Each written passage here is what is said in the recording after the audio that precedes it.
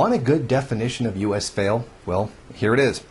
In the war in Afghanistan, the U.S. funds and trains militias that are being used against the Taliban. However, there's a growing trend among these militias to quit and go over to the Taliban side with the growing unpopularity of the NATO forces that occupy the country. In a recent report, at least 23 militiamen have abandoned their supposed task to fight the Taliban and have gone over to their side and handed over their US-made weapons to the Taliban insurgents. Now, from the start, President Hamid Karzai, who was placed in power by NATO and is protected by NATO, told the NATO forces that this idea would not work, and he was dead set against it, saying that it would not be effective, and this is just generally all around a bad idea. Well, unfortunately, they should have actually listened to him. NATO should have taken Hamid Karzai's expertise with having actually been an Afghani and actually living in Afghanistan and actually knowing something about the country. It's kind of messed everything up.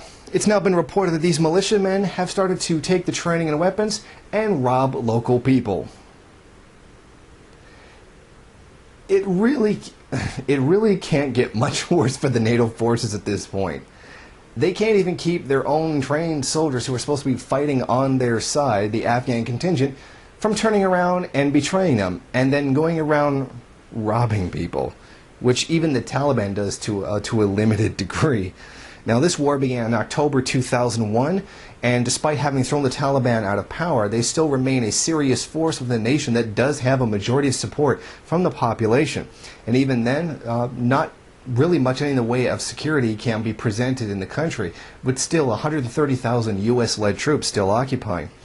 Now, this whole situation shows the blatant arrogance of the US and NATO forces.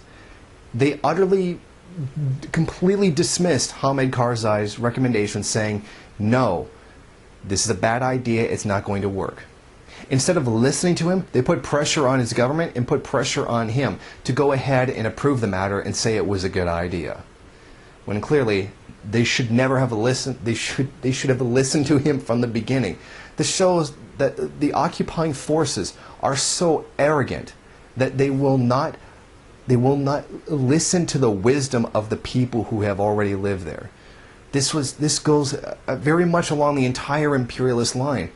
Originally, back in India, when the British first began to occupy the country, despite the overwhelming heat in India, the British continued to wear their extremely heavy wool uniforms. And the local people thought that they were insane for doing so, and they suffered a great deal out of continuing their martial pride in the face of different objective conditions than actually exist in England itself. You must always listen to the wisdom of the indigenous people there who have survived there for thousands of years. They know what they're doing.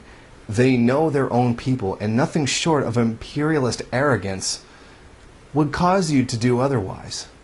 And in addition to this, it shows how much of a puppet Hamid Karzai really is. He really should have objected and said this was a bad idea and refused to go along with it. But he was very quickly pressured into doing exactly what his imperialist masters tell him to. And this is just another on the long list of things that have gone wrong in Afghanistan for the coalition forces.